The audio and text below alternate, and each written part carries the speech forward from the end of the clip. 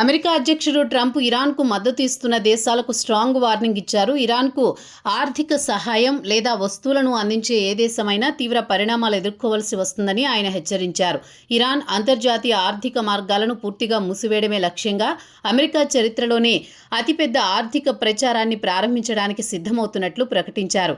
Trump తన social media platform truth సోషల్లో చేసిన ఓ పోస్ట్లో ఇరాన్కు ఏ విధమైన సహాయం అందిస్తున్న దేశాలనైనా ఈ చర్య నుంచి వదిలిపెట్టబోమని ట్రంప్ పేర్కొన్నారు. ఇరాన్కు సహాయాన్ని సులభతరం చేసే ఏ దేశానికైనా చెందిన ఆర్థిక సంస్థలు, కంపెనీలు, విమానాశ్రయాలు లేదా ప్రభుత్వ ఏజెన్సీలు భారీ ఆర్థిక నష్టాలను చవిచూడాల్సి వస్తుందని ఆయన హెచ్చరించారు. అయితే ట్రంప్ ఏ దేశాల పేర్లను ప్రస్తావించలేదు. సహాయం అందించిన దేశాల కంపెనీలు లేదా ఆర్థిక సంస్థలపై అమెరికా ఎలాంటి చర్య తీసుకుంటుందో కూడా ఆయన స్పష్టం చేయలేదు. చమురు స్మగ్లింగ్, ఆర్థిక లావాదేవీలు, నగదు బదిలీలు, ఎక్స్చేంజ్ హౌసులు, ఓడల రిజిస్ట్రేషన్లు, ఇతర కంపెనీల పేర్లతో నడిచిన వ్యాపారాలు వంటివి ఇరాన్కు సహాయపడే నిర్దిష్ట పద్ధతులను కూడా ట్రంప్ వివరించారు.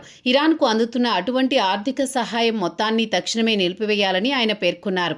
ఇరాన్కు ఆర్థిక మార్గాలను తెరిచి ఉంచే ఏ దేశం లేదా సంస్థ అయినా అమెరికా నిఘాలో ఉంటుందని హెచ్చరించారు. రాజీకి రావడానికి తమ ప్రభుత్వం ఇరాన్కు పలు అవకాశాలు ఇచ్చిందని, కానీ ఇరాన్ నిరాకరించిందని ట్రంప్ అన్నారు. అందువల్ల అమెరికా ఇప్పుడు ఇరాన్పై ఆర్థిక ఒత్తిడి మరింత పెంచబోతోంది.